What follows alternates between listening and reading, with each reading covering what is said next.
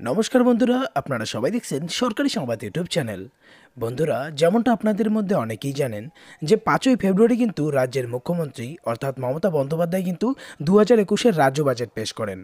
আর সেই বন্ধুরা রাজ্য বাজেটে কিন্তু 20টি বড় বড় ঘোষণা করা হয়। আর সেই 20টি ঘোষণার মধ্যেই কিন্তু নতুন করে আরও 8টি প্রকল্প চালু করা হয়, যেগুলি শুধুমাত্র পশ্চিমবঙ্গের মানুষদের জন্য। আর এই সমস্ত প্রকল্পের সুবিধা আপনারা ভোটের আগেই সরাসরি আপনাদের ব্যাংকের অ্যাকাউন্টে পেয়ে যাবেন। আর বন্ধুরা, ঠিক এর পাশাপাশি কিন্তু কেন্দ্র সরকার অর্থাৎ মোদী সরকারের তরফ থেকেও নতুন নতুন অনেকগুলি প্রকল্প শুরু করা হয়েছে, যেগুলি শুধুমাত্র পশ্চিমবঙ্গের মানুষদের জন্য। হ্যাঁ বন্ধুরা, যেমনটা আপনারা জানেন, সামনেই কিন্তু 2021-এর ভোট। আর এই সময় মোদী সরকার আর মমতা সরকারের মধ্যে কিন্তু একটা হাড্ডাহাড্ডি লড়াই হতে চলেছে। আর এই জন্য সাধারণ মানুষের মন জয় করার জন্য কিন্তু সাধারণ মানুষের জন্য নানা ধরনের প্রকল্প, নানা ধরনের সুবিধা দিচ্ছে সরকারের তরফ থেকে। তো বন্ধুরা, আজকের এই ভিডিওটিতে আপনি মোদী সরকারই বলুন বা মমতা সরকারই বলুন বা তাদের দুজনের কাছ থেকে নেওয়া এমন 5টি বড় বড় প্রকল্প নিয়ে কথা বলবো, যেগুলির সুবিধা আপনারা খুব শীঘ্রই পেতে চলেছেন। হ্যাঁ বন্ধুরা, আপনারা যদি এখনই এগুলিতে আবেদন করেন, তাহলে কিন্তু 2021-এর ভোটের আগেই এই সমস্ত প্রকল্পের সুবিধাগুলি বা টাকাগুলি কিন্তু আপনাদের ব্যাংকের অ্যাকাউন্টে পৌঁছে দেওয়া হবে। তার কারণ যেমনটা আপনারা জানেন, ভোটের আগে কিন্তু যে কোনো প্রকল্পের কাজ খুব তাড়াতাড়ি দ্রুত কার্যকর করা হয়। তো বন্ধুরা, ঠিক এভাবে আজকের এই 5টি প্রকল্পে কিভাবে আপনারা আবেদন করবেন, কি কি ডকুমেন্টস লাগবে, এরই সঙ্গে কি কি যোগ্যতা থাকতে হবে, আর কোন প্রকল্প থেকে আপনারা কত টাকা করে পেতে চলেছেন, সবটাই কিন্তু আমি এক এক করে আপনাদের বুঝিয়ে বলে দেব। তো অবশ্যই তাদের আবেদন করার জন্য কিন্তু ভিডিওটিকে অবশ্যই প্রথম থেকে শেষ পর্যন্ত দেখুন। তো আসুন বন্ধুরা, এবার আমরা এক এক করে সবকটি প্রকল্প সম্পর্কে জেনে নেব।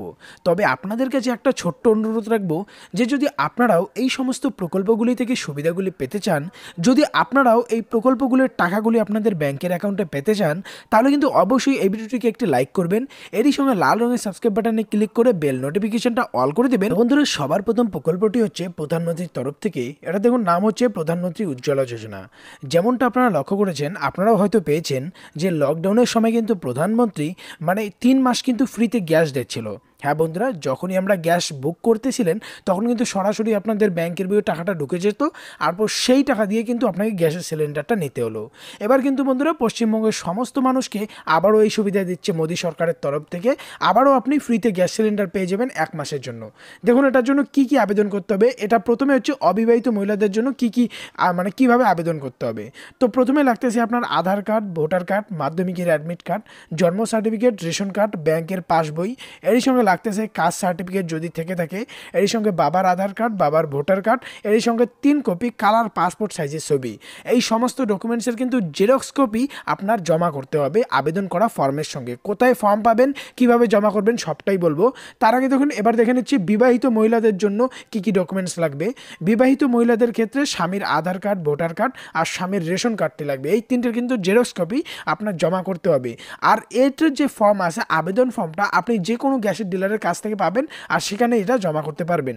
কিন্তু এটার জন্য কিন্তু একটা যোগ্যতা আছে, যে অবশ্যই কিন্তু বিবাহিত হোক বা অবিবাহিত হোক, সেক্ষেত্রে কিন্তু 18 বছর 18 বছরের কিন্তু বেশি হবে, তবেই কিন্তু আবেদনটা করতে পারবেন। তার নিচে হলে কিন্তু সেক্ষেত্রে আপনার আবেদন করা ফর্মটা বাতিল হয়ে যাবে। এবার কথা হচ্ছে কারা কারা এটাতে আবেদন করতে পারবে। অবশ্যই মনে রাখবেন, এখানে কিন্তু শুধুমাত্র মহিলারাই আবেদন করতে পারবে। দেখুন, বলা আছে পুরুষেরা এটাই আবেদন করতে পারবে না। এরই সঙ্গে অবশ্যই যদি আপনাদের বিপিএল থাকে, সেক্ষেত্রেও কিন্তু খুব সহজে আবেদন করতে পারবেন।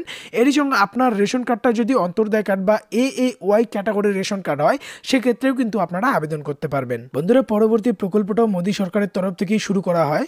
পরবর্তী প্রকল্পটা হচ্ছে প্রধানমন্ত্রী কিষাণ মানধন যোজনা। আর এই যোজনার আওতায় প্রত্যেকটি কৃষকের ব্যাংকের অ্যাকাউন্টে বছরে 36,000 করে টাকা পাঠিয়ে দেওয়া হয়।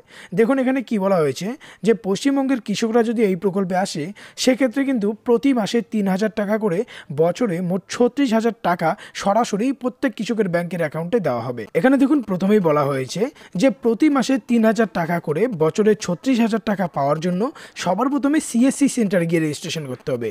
আর রেজিস্ট্রেশন করার জন্য সবার প্রথমে আপনার আধার কার্ডটি লাগবে। আর তারপরেও যদি আপনার ব্যাংকে টাকা না ঢোকে, তারপরে কিন্তু আপনার জমির দলিলের জেরক্স কপিটা আপনার জমা করতে হবে। আর এরই সঙ্গে 2 কপি আপনার পাসপোর্ট সাইজের ছবি লাগবে, ব্যাংকের পাসবইয়ের প্রথম পাতার জেরক্স কপি।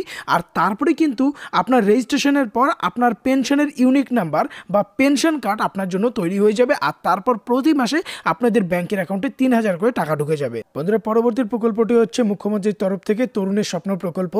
স্কুলের ছাত্রছাত্রীদের পড়াশোনার সুবিধার জন্য রাজ্যের 9 লাখ দ্বাদশ শ্রেণীর পড়ুয়াকে ট্যাব দেওয়ার কথা ঘোষণা করেন মুখ্যমন্ত্রী। আর সেই কথা মতো কিন্তু কিছুদিন আগে প্রত্যেকটি ছাত্রছাত্রীর ব্যাংকের অ্যাকাউন্টে 10,000 করে টাকাও পাঠিয়ে দেওয়া হয়।